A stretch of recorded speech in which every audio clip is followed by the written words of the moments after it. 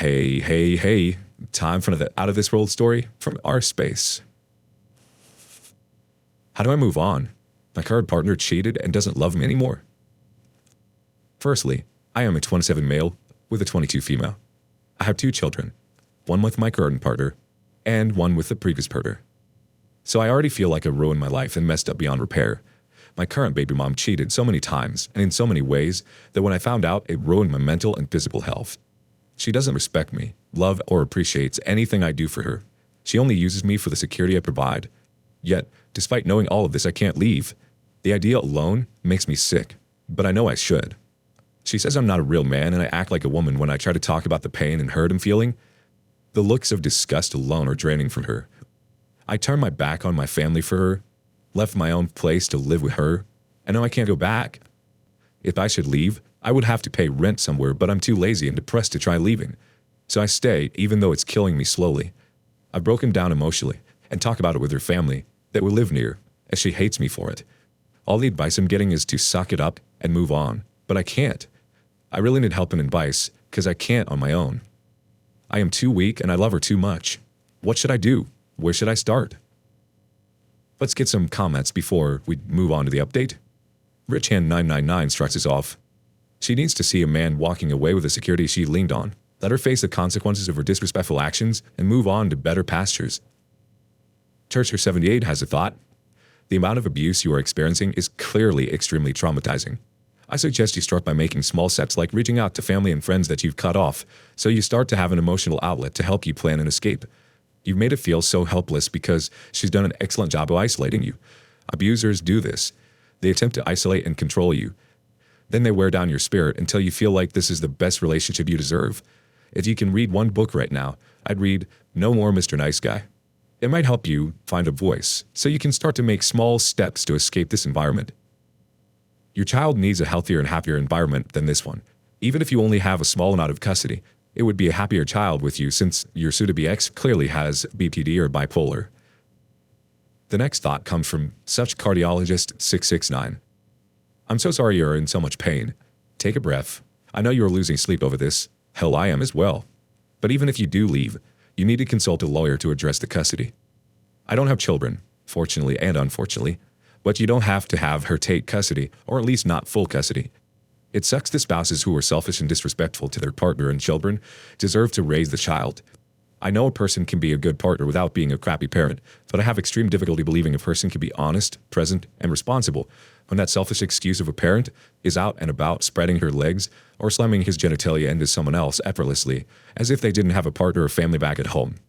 I don't know how to separate the two. You can't disrespect your spouse without disrespecting the children. The whole family dynamic changes for both the spouse and the children because you can't hurt one without hurting the other. The only difference is the child is not consciously aware of it. Secondly, her family doesn't seem apathetic. Is there anything helpful from those conversations with them? Sometimes they genuinely don't care about any of it and use your pain as an icebreaker for their family gatherings. Before you go crazy and lose more sleep, listen to calming music and think logically. If you move out and the custody situation is addressed, could you go back home right now? Or would it be difficult because your family is far away from your current location? I imagine sharing custody may be limited to summers and holidays. Even if you wanted to reconcile, do you want to know you were just a safety net partner? What if she gets pregnant by whoever else? Because that could happen, and she might even be pregnant now. I don't think you can truly respect the relationship knowing she was capable of that betrayal and also disregard your feelings. If a spouse who doesn't love, appreciate, and allow you to be vulnerable, then what makes the situation any different to a child? But hopefully your child looks just like you, or just go get a paternity test. Without feelings, you guys wouldn't even be together. Feelings are why you get into a relationship. Or am I missing something?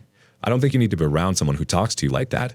It's not likely a recoverable situation even if there wasn't an affair because in general, she disregards your feelings and you don't want to be in a relationship where you try to convince her, choose me, because being in an unreciprocated relationship is you already being single without the official title. Do what gives you peace of mind and imagine where you want to be 1 or 2 or 5 years from now. The OP responds, this has given me so much insight. There are signs that she is still cheating and messing around, with even help from her mother and friend. I'm going to leave because this is breaking me, but a big part of me wants this to work, but clearly it won't. On to the update. I'll keep it short this time.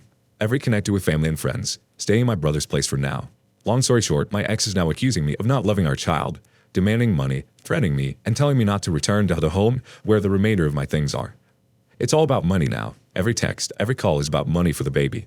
Even though I've left money and bought several things for the baby, I've blocked her on almost everything and left one way in case something is wrong with my child, but she uses it as a means to try and start arguments. Granted, I don't engage no matter how hurtful the things she says. I'm too emotional and she knows this and wants to use it against me. Well, no more. Our first reactions from rage, sadness, all in one. Have you heard of a co-parenting app? All communication can be used in court and allows for scheduling, etc. Then you can block all other avenues of communication. The OP responds, I haven't, but I'll give it a try. She and her mother is hell-bent on making me the bad guy for leaving. Her next thought from internal reveal. First, go see a lawyer and follow the legal advice to the letter regarding child support. Since you aren't married, no alimony, but confirm. Use recommended co-parenting app recognized by your local jurisdictions. Gray rock her as much as possible and only discuss child's well-being in visitation to the app. Anything else she has to say needs to go through your attorney. If you must have interactions with the ex, make sure to let her know you are or not recording it all. That should keep her in check, and if she tries or does escalate things, you'll have proof to clear your side of things. Let everyone know why you left her, and be very frank and honest but respectful. Otherwise, she will paint you out to be the crazy, abusive, controlling partner. You have to own the narrative, not her or her mother. Follow the gray rock and 180 as much as possible, and keep moving forward. Jola de Guerrillo chimes in. Well done. Recognize the manipulation for what it is, and keep being strong. Don't engage, and pay for nothing beyond what's necessary for the child. If she needs diapers, don't give her money. Order from Amazon and have them delivered. Whenever possible, buy the items that are needed, but don't give her cash. The OP replies, I've realized the situation I was in, and now I don't give her money anymore. I just buy for my child and keep it pushing. One more comment from Dead Patriot 57. I've been divorced from my ex for 15 years and she still tries bullcrap like this on occasion with me, even though she knows it never works and hasn't for 16 years. My daughter is 17 and has seen through it as well since she was 8. My daughter has zero respect for her mother and probably never will have any due to my ex's actions throughout her life. You have to become indifferent when dealing with your soon-to-be ex. No emotions for her at all. She will try to provoke and manipulate through emotions. Don't give her any openings to attack you. Cool, calm, collected, reason, and logic are narcissist kryptonite. Also, I definitely recommend an STD test and a paternity test. I caught my ex cheating because she caught an STD. Literally tried claiming I was cheating and gave it to her, even though we hadn't had sex in months. I laughed in her face, went to the clinic, got tested, and brought back the initial results, showing I was clean. It took her 5 minutes of looking at the floor in silence before she could look me in the eyes and admit to sleeping around. Even though my daughter looks like me a lot, I went and had a paternity test. Thankfully, she was mine. Cheaters tend to gravitate to people with similar characteristics and have a type. It might be difficult now, but you shouldn't have to pay for her mistakes for the rest of your life if the kid ends up not being yours. Also, if the kid ends up not being yours, you'll be able to completely break away from your soon-to-be ex. On to the next story. When my wife cheated, I was absolutely devastated, but I survived. Here's how.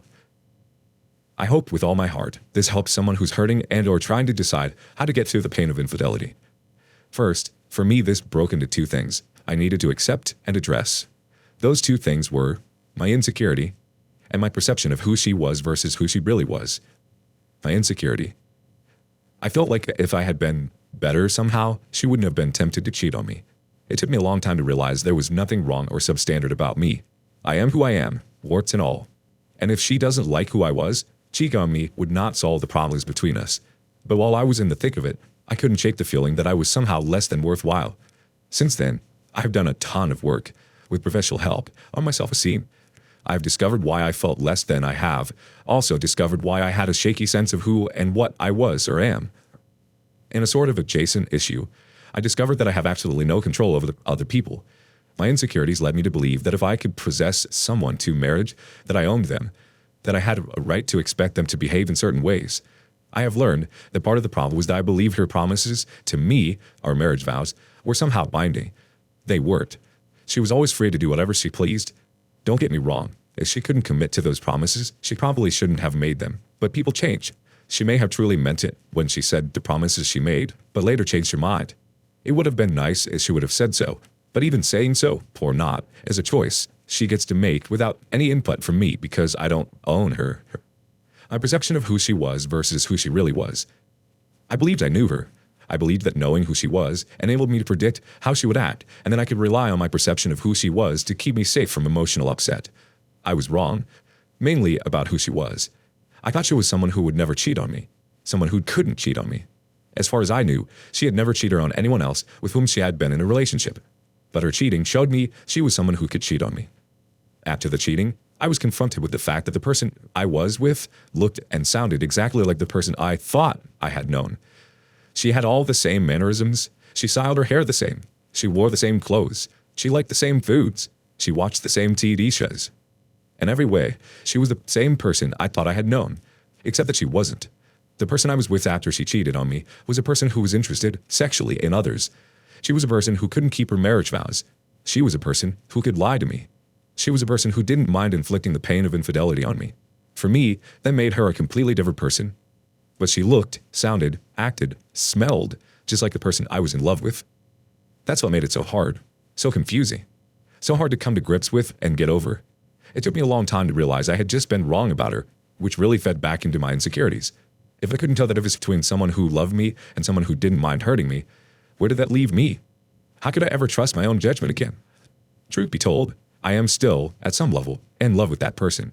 I just accept that I have never actually met that person yet. The person who looked like the person I was in love with wasn't actually the person I had fallen in love with. In the end, I decided I didn't want to be with the person she actually was. That's not the way it would have to be for everyone. That's just the decision I made at the time.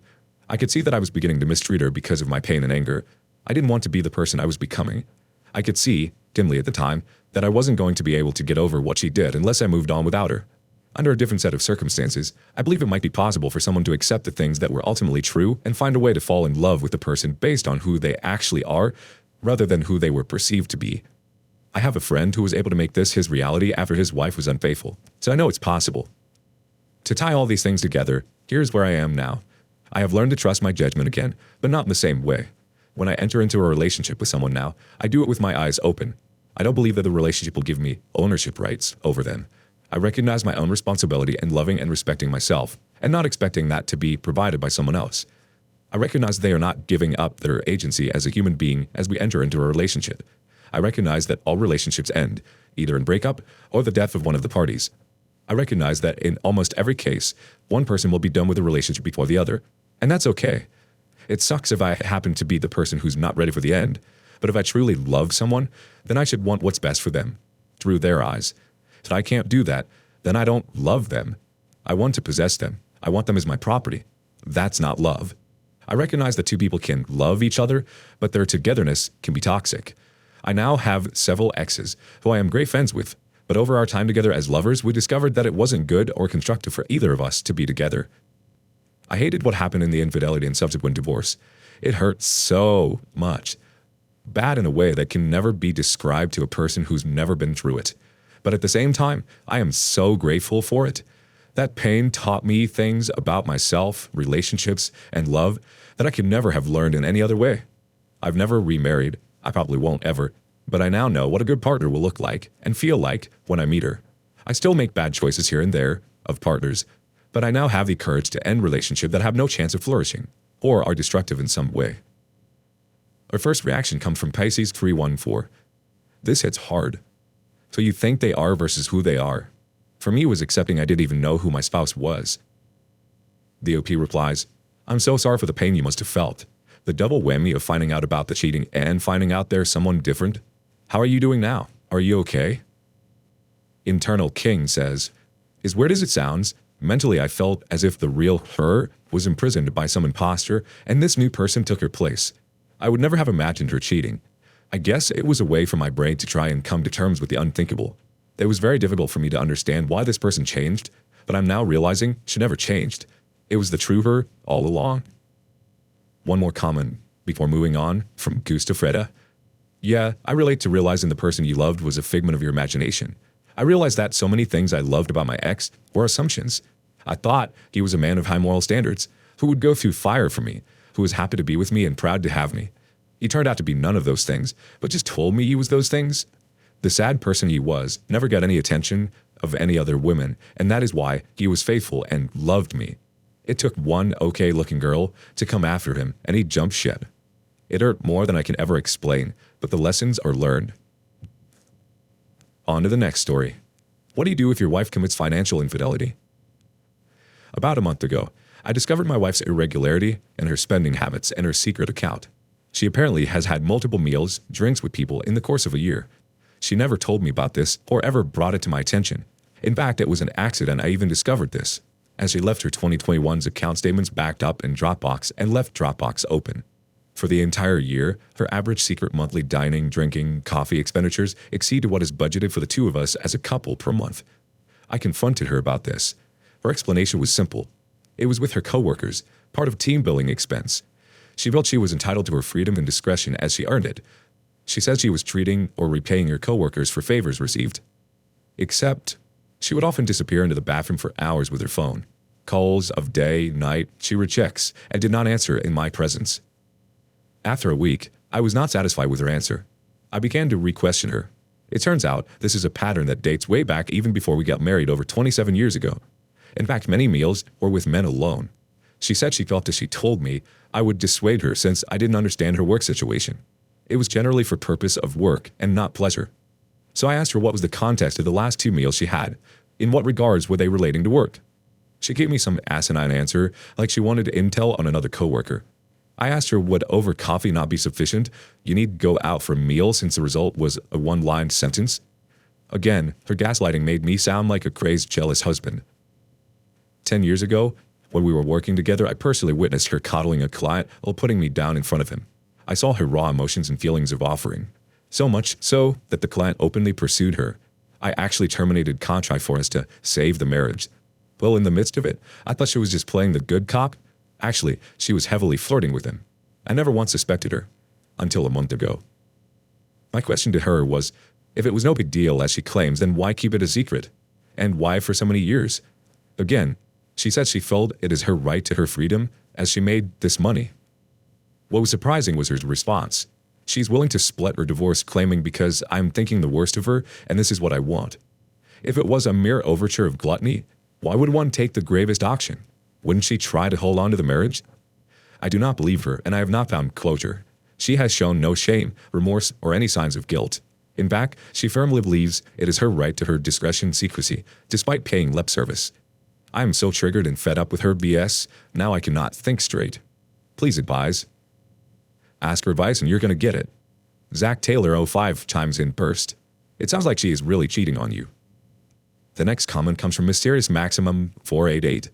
She's not only committing financial infidelity, she's lying and most likely cheating on you as well, probably for your entire marriage. Stay if you want.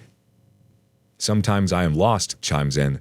If she is that easy to go to separate divorce, then she is not happy with your questioning, and therefore she is certainly hiding other indiscretions. And she goes into the bathroom to answer calls. You said you had been with her for 27 years. I am sad to think what you would find out if she were to divulge everything to you. I don't think it would be good. Take control. File. Our last bit of advice comes from Mr. Big Bull 01. IOP. This is indeed a very strange reasoning of her. Wouldn't it be much more logical to discuss this with you than she wants some private spending money or a budget from joint accounts to spend like she sees fit? Then she could also mention you have an equal amount to spend as you see fit.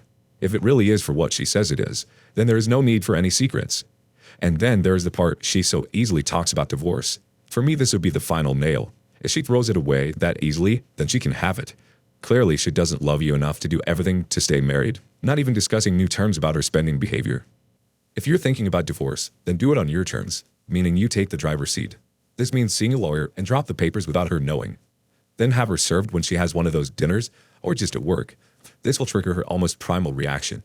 That could be totally in tears and not wanting divorce. She could be totally angry for serving her at work. Then you know she is okay with divorce. Or just ice cold agreeing to the divorce without any emotion. With the last two, you know she doesn't care for you. She doesn't love you. With the first one, you will know she was bluffing by saying she would divorce. You can stop the divorce process at any time if you like, if needed. Take care, Mr. Big Bull.